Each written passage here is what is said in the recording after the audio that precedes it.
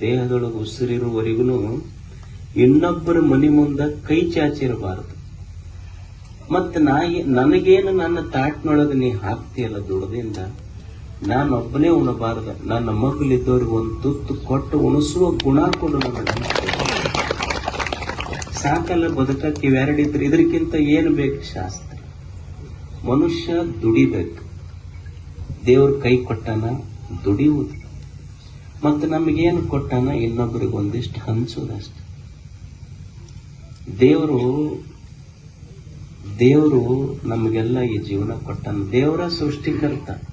ನಾವೆಲ್ಲರೂ ಏನಂತೀವಿ? ಸಾಕಪ್ಪ, ಸಾಕಾಗೈತೆ ನೋಡಿ ಸಂಸಾರ, ಕಣ್ಣು ಮುಚ್ಚಬೇಕು ದೇವ್ರ ಅಂತ ಇರ್ತೀವಿ.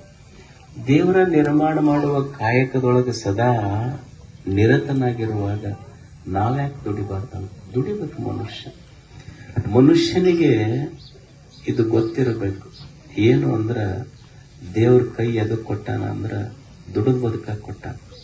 ನೀವು ನೋಡ್ರಿ, ಸುಮ್ಮನೆ ಒಂದು ಸಣ್ಣ ಆಶ್ಚರ್ಯ ಹೇಳ್ತೇನೆ. ಜಗತ್ತಿನೊಳಗೆ ಕಣ್ಣಿಲ್ಲಾರ್ದವ್ರು ನೋಡಿವಿಲ್ಲ ನಾವು?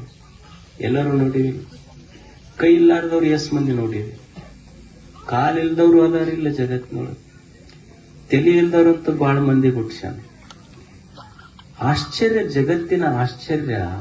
ದೇವನ ಸೃಷ್ಟಿ ಎಷ್ಟು